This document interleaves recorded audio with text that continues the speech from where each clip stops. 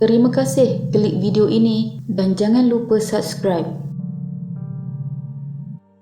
Pada 23 September 2014, seorang ibu tunggal T. Gayatri berusia 30 tahun dalam proses bercerai dengan suaminya telah membuat laporan kepada pihak polis di Kulim, Kedah bahawa anak lelakinya yang berusia 5 tahun hilang ketika bersiar-siar dekat Esplanade di Georgetown, Pulau Pinang. Pihak polis yang mendapat laporan tersebut membuat gerakan mencari kanak-kanak malang itu dan susuli setiap maklumat yang diterima, tetapi dia tidak berjaya ditemui. Pihak polis kemudian memanggil suspek iaitu ibu mangsa untuk soal siasat lebih teliti. Hasil siasatan, suspek kemudian mengaku bahawa dia telah menyebat mangsa dengan tali pinggang kerana nakal dan enggan belajar. Dia juga telah mendakwa bahawa anaknya telah meninggal dunia sekitar jam 4.30 petang pada 20 September 2014. Tragisnya, hasil maklumat dari suspek, mayat mangsa kemudian ditemukan oleh polis kira-kira 9 hari selepas kanak-kanak itu dilaporkan hilang oleh ibu kandungnya. Pada 29 September 2014, mayat mangsa ditemui dalam keadaan berbalut selimut dan dibuang di ladang kelapa sawit di Bukit Tengah, Butterworth. Menurut siasatan pihak polis, kes ini adalah perbuatan jenayah dan disiasat di bawah Seksyen 302 Kanun Kesesaan kerana membunuh. Punca kematian mangsa menurut laporan pakar patologi adalah trauma tumpul di bahagian kepala.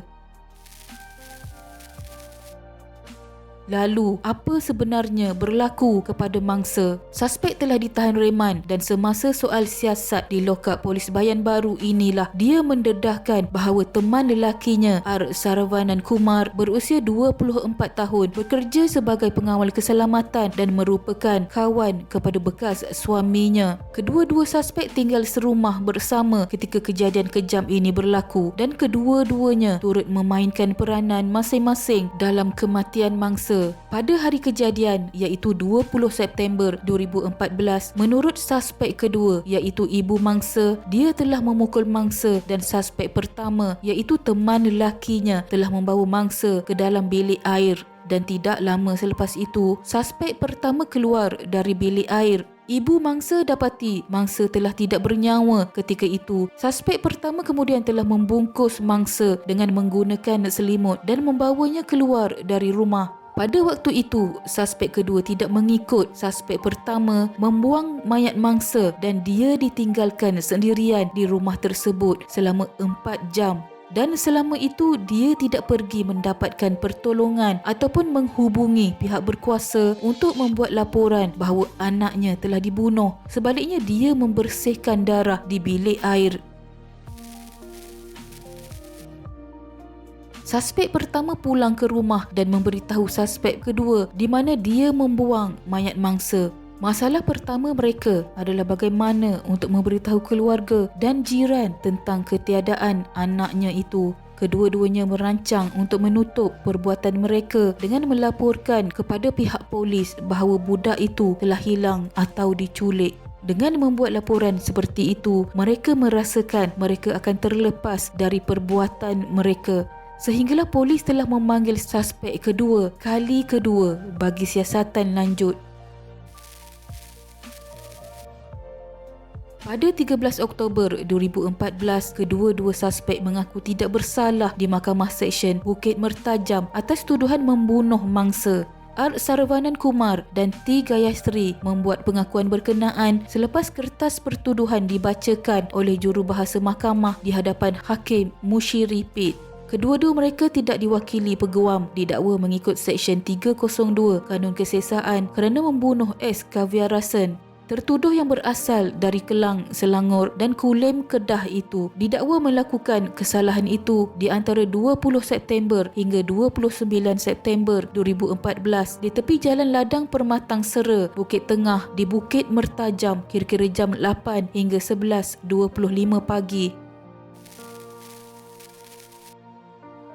Pada 24 September 2020, Pesuruhjaya Kehakiman di Mahkamah Tinggi Pulau Pinang telah menjatuhkan hukuman gantung sampai mati terhadap pasangan kekasih yang didapati bersalah membunuh anak wanita itu 6 tahun lalu. Pesuruhjaya Kehakiman Datuk Ahmad Syahrir Muhammad Saleh menjatuhkan hukuman itu terhadap R. Saravanan dan T. Gayatri yang didapati bersalah membunuh anak wanita itu di akhir kes pembelaan.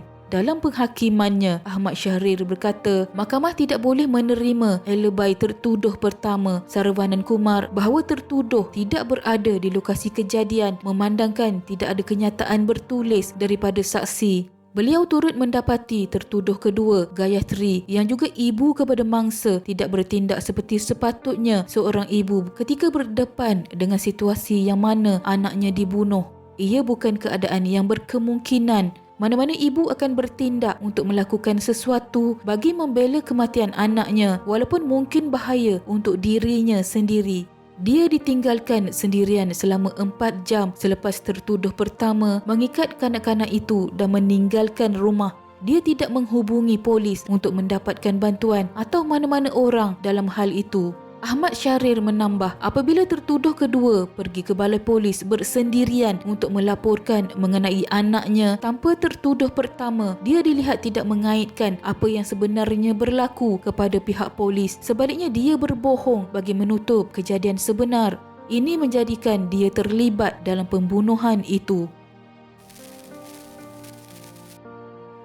Selepas mengambil kira semua bukti yang dikemukakan, mahkamah mendapati pihak pendakwaan berjaya membuktikan kes melampaui keraguan munasabah terhadap kedua-dua tertuduh. Kedua-dua tertuduh didakwa atas pertuduhan membunuh yang membawa hukuman gantung mandatory jika sabit kesalahan. Mahkamah perlu menjatuhkan hukuman mengikut undang-undang. Oleh itu, mahkamah menjatuhkan hukuman gantung mandatory terhadap mereka berdua. Kedua-dua tertuduh yang berdiri di kandang tertuduh kelihatan tenang, namun Gayatri dilihat mengesat air matanya.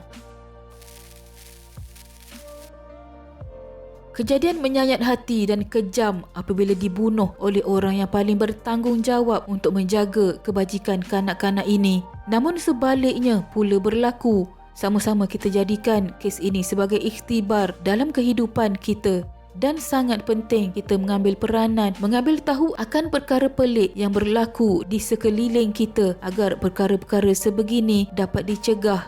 Sekian.